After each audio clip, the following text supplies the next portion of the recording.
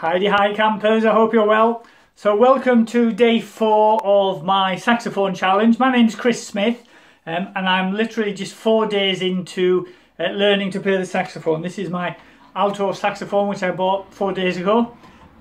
So today what I'm going to show you is I've been kind of learning a couple of things. One is I realised when I was, after watching a few things on YouTube, that whenever I've been trying to play scales or anything like that, I've been kind of moving my fingers, if you can see from that, kind of moving my fingers quite a long way off the key, trying to keep them as far away as possible to stop any risks of squeaky things. And that's a bad habit to get into, because I think, from what I can gather, it makes a lot more sense to try and keep your fingers on the keys, just not pressing them in so the pads are closed. So I've been trying to focus on doing that. And the other thing I've been learning a bit about the first time is the octave key.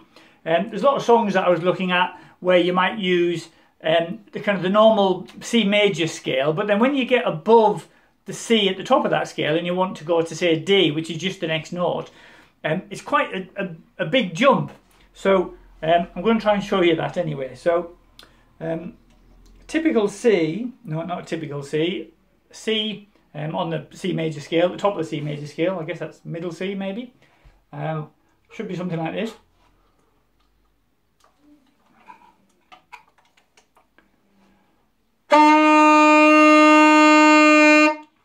So that's quite simple, because it's really just like one finger holding down the C, that key, the second key there, so the middle finger holding that down.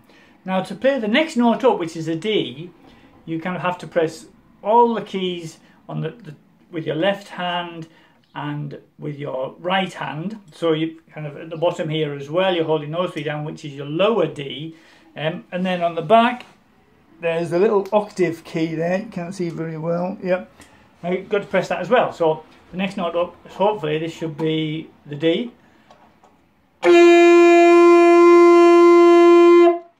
So to jump between the two,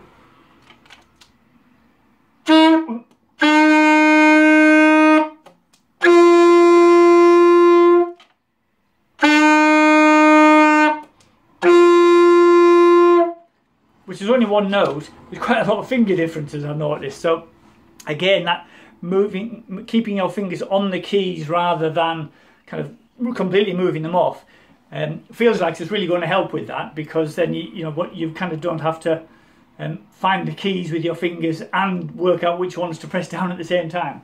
Anyway, so that's that. So I've been trying to practice my scales, focusing on my fingers not leaving the keys as well, so I'll try and do that just to show you how that's going.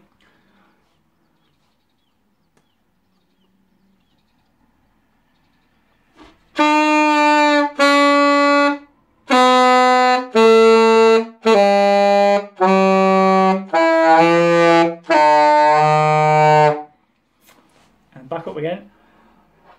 I'll try slurring this time. Oh.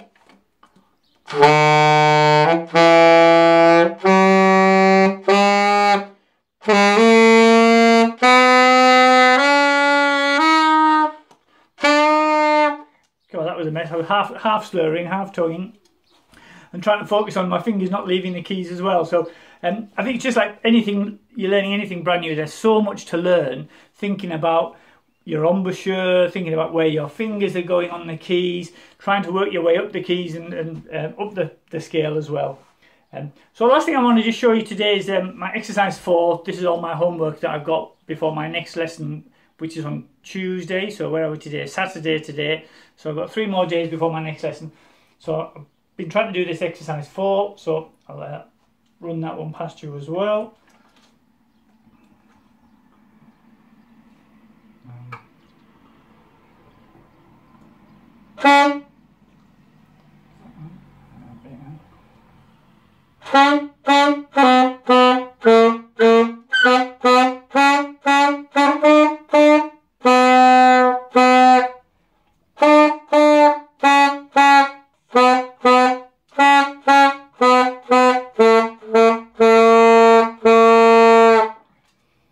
There we go.